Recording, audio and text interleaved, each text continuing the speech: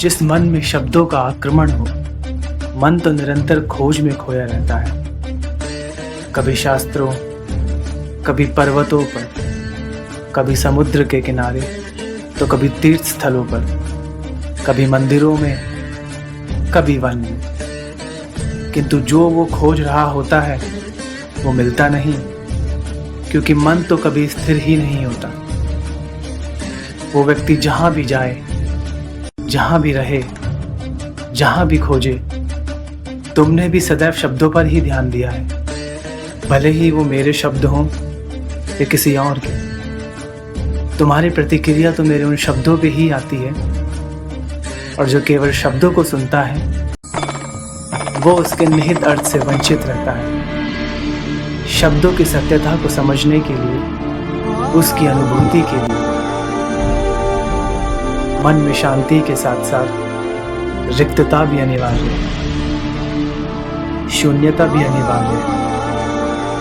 मन में इतना स्थान होना चाहिए कि वो शब्दों के परे पहुंचने की यात्रा कर सके। किंतु मन कभी शून्य नहीं रहता, रिक्त नहीं रहता।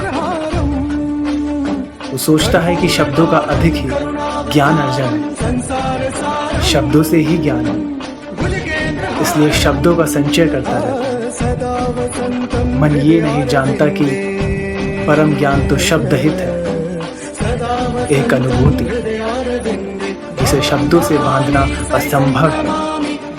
शब्दों का अपना मूल्य क्या है? कुछ भी नहीं।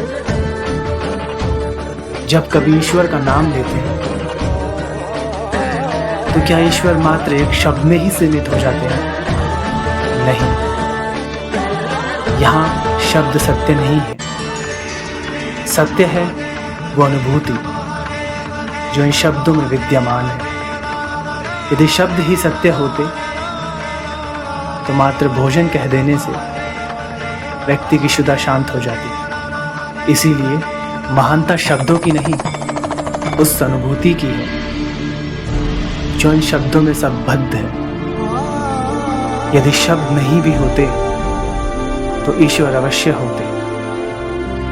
यदि शब्द नहीं भी होते तो सुख और दुख की अनुभूति अवश्य होती। जल की शीतलता की अनुभूति होती, सूर्य की उष्मा और चंद्र की शीतलता की अनुभूति होती, प्रेम की अनुभूति होती। किंतु अनुभूतियां ही ना हो तो शब्द निरर्थक है। शब्दों से तृप्त हो जाना ज्ञान का अर्थ है, अज्ञानता का प्रारंभ है। ज्ञानी वही है जिसके पास अनुभूतियां हो, अनुभव हो,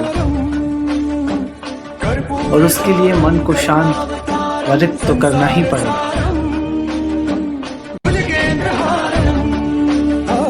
सदा वसंतं हृदयारविन्दे,